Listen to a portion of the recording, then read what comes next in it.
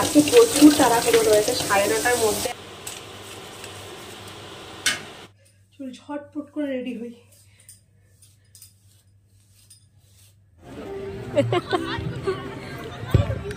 মরা মানুষগুলোর মতো কব্বর সেই প্যাক আপ হয়ে গেছে।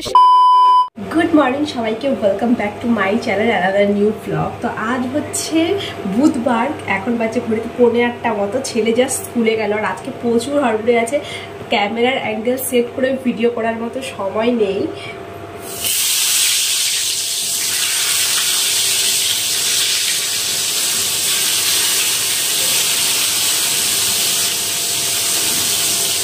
এখানে বেগুন ভাজা চাপিয়ে নিয়েছি, এগুলো হচ্ছে ডিম আলু সেদ্ধ, এটা হচ্ছে বিকেলের মেনু।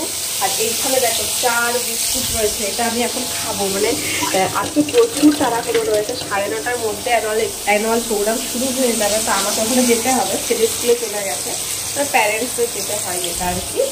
তো ওখানে যাবো, তো সেই কারণে তাড়াহুড়ো করে রান্না করে নিচ্ছি, কারণ আস্তে আস্তে 1টা বেজে যাবে। তো রান্না বান্নাটা করে নিলে কি এসে খেতে পারবো।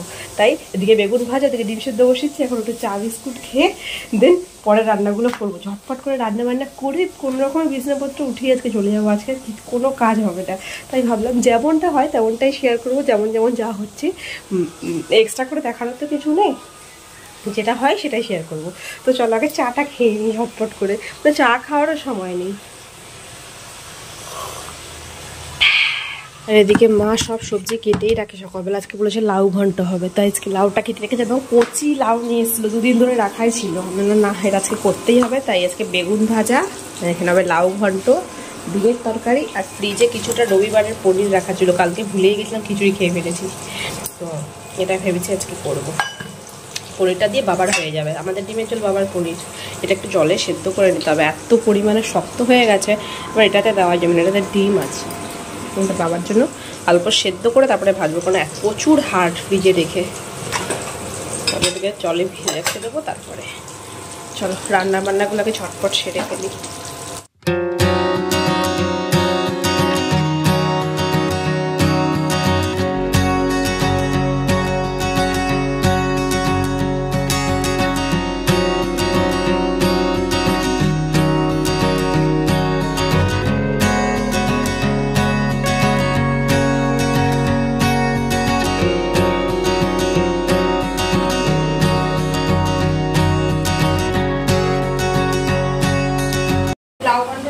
এখানে এই যে কষিয়ে দিয়েছি, পনিরটা ফুটতে, পনিরটা একটু সফট হলেই রান্না করবো। আগে ততক্ষণ বিছনাটা গুছিয়ে দিই, নাহলে চাষি বিছনাটা পড়েই থেকে যাবে।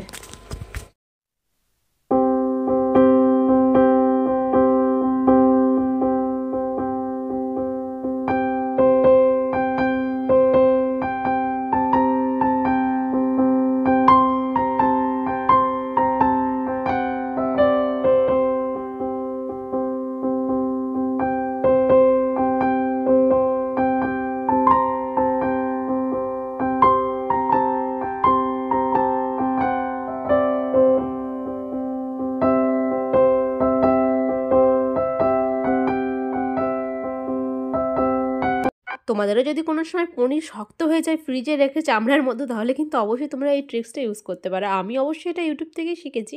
মানে কোনো সময় শক্ত হয়ে গেলে পনির এভাবে জলে দিয়ে একটুখানি সেদ্ধ করে নিলে, নুন হলুদ দিয়েও সেদ্ধ করতে পারো, নর্মাল দিয়েও সেদ্ধ করতে পারো।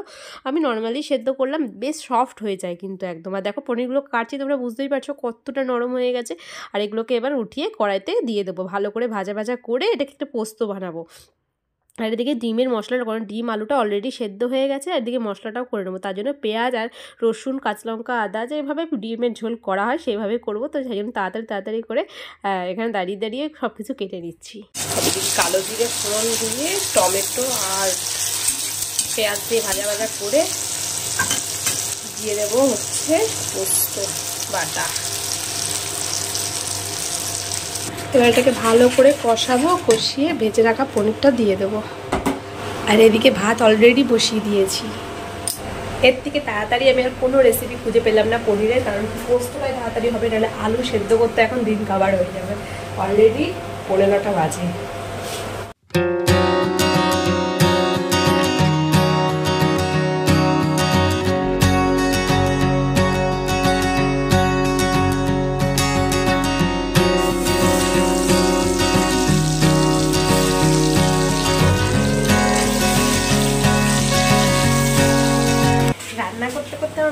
নি যে আমাকে টিফিনও বানাতে হবে, মানে ভুলে গেছি টিফিনের কথা, মাঝে থেকে আমার আউট হয়ে গেছে।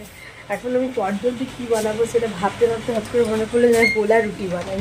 ভাবছিলাম কী বানাই ধরো না, গোলা রুটি বানাই। ময়দা আছে ঘরে, ময়দা দিয়ে গোলা রুটি পেঁয়াজ টেয়াজ দিয়ে বানিয়ে নিই, সেটাকে টমেটো সস দিয়ে খেয়ে নেবো। এর থেকে তাড়াতাড়ি আমি আর কিচ্ছু বানাতে পারছি না, বিশ্বাস করো।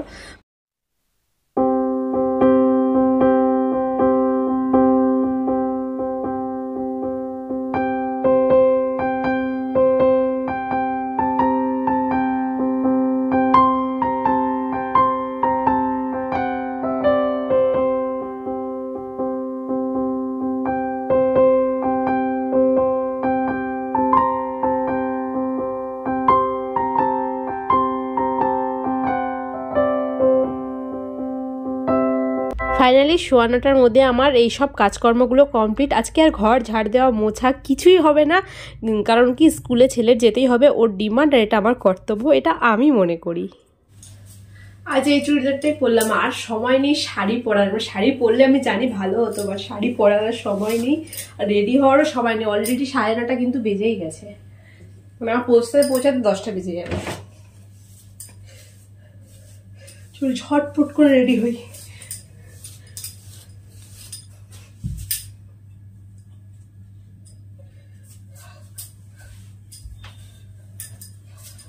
লাস্ট দেখবো এটাকেই নিতে ভুলে গেছি, তাই একটার সাথে সাথে দেখো টোটো পেয়ে গেছি আজকে। কপালটা ভালো আছে মনে হচ্ছে।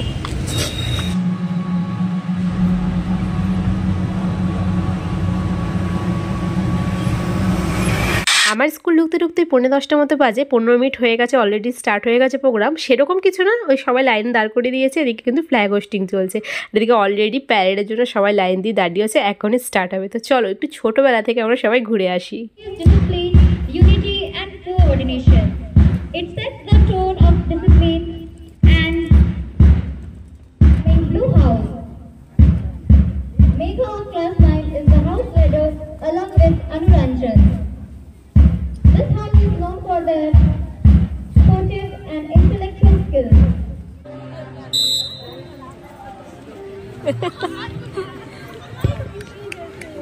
Audience, please clap for them and encourage them.